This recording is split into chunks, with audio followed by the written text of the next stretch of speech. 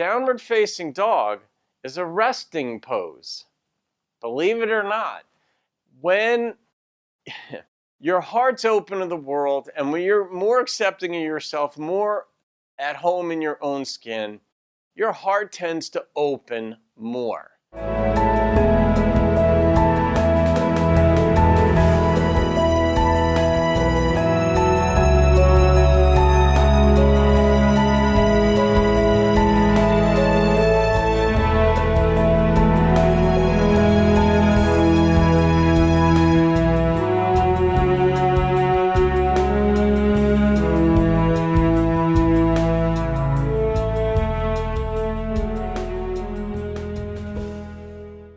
Namaste, everybody. I'm Don. Welcome to Smart Yoga.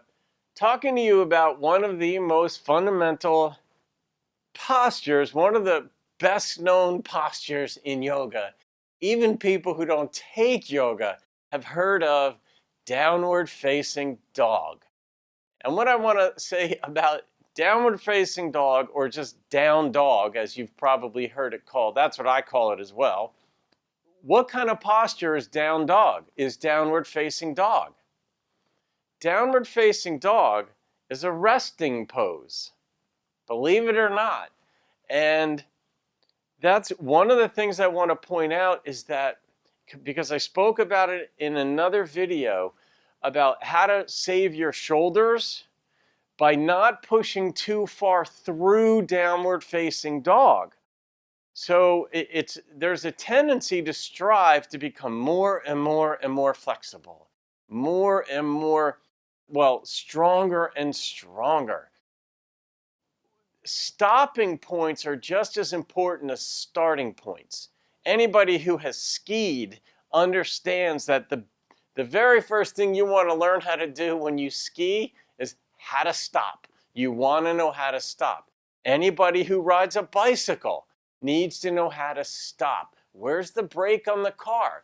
It's the same thing in postures with yoga, where you need to discover where your stopping points. And so I spoke about downward facing dog, where the tendency, and I had this tendency, is to try to keep pushing further and further through it so you become more flexible this way. Well, that's dangerous, as I said on the other video, but what I wanted to point out about downward facing dog is that it's actually a resting pose. So, child's pose is perhaps the ultimate resting pose, or shavasana, which is otherwise known as corpse pose. But downward facing dog during your practice is also a resting pose. And I'm more concerned with my students with how long they can stay in downward facing dog versus how far they could push through, for obvious reasons. But downward facing dog, when you think of even how I'm sitting here, when, comfortable seated position, the beginning of class, my heart's wide open. So many postures, your heart's wide open to the world. You see, my heart's open. So when you conceptualize trying to be self-accepting, when you're accepting of yourself, it's easier to accept other people. Because there's a lot of work that goes into becoming accepting of yourself. Because by the time we're 5 years old, we've all been criticized so many times, rightly or wrongly, and people have said mean things and judged us wrongly, sometimes judged us rightly, of course. We were doing the things they said. When your heart's open to the world and when you're more accepting of yourself, more at home in your own skin, your heart tends to open more, right? You're willing to take more risks with people. So in yogic terms, when your heart is wide open, whether you're in a side stretch or whatever posture you are, your heart's open. That's it's almost beyond symbolic, but it does give you a frame of reference in a certain way where in here, the throat chakra's open, the heart chakra's open, the Manipura chakra and all this and what they symbolize, they're open. In downward facing dog, it's a resting pose, not just physically, Because even though there is a physical challenge to it, but once you get strong enough and you have a sense of balance and where your right stopping points are as far as stretching through the Achilles tendon and the calf and the placement of your hands and your fingers, and you get comfortable in that position, your heart is still open, but it's in a protective mode. So there's a safety to it in an emotional way because you're facing downward. You're not fully open to the world, but you're partly open. You're prepared to be open to the world. So that's a little bit more about what downward facing dog is and why it's more important to be able to stay in it as a resting pose longer than push through your shoulders and get really flexible through the feet. You can work on getting more flexible through your feet when you're in down dog, or the placement of your hips and your lower back. And your instructors can help you with that as well. But I encourage you to be more focused on finding the positioning of your hands and feet so that you can stay in down dog longer.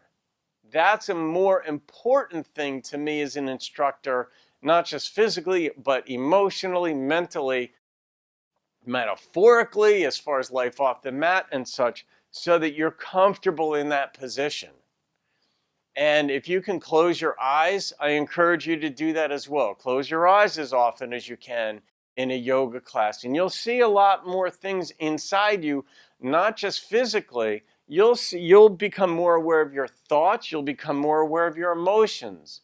And downward facing dog is a wonderful place, a wonderful pose for you to see what's going on inside you.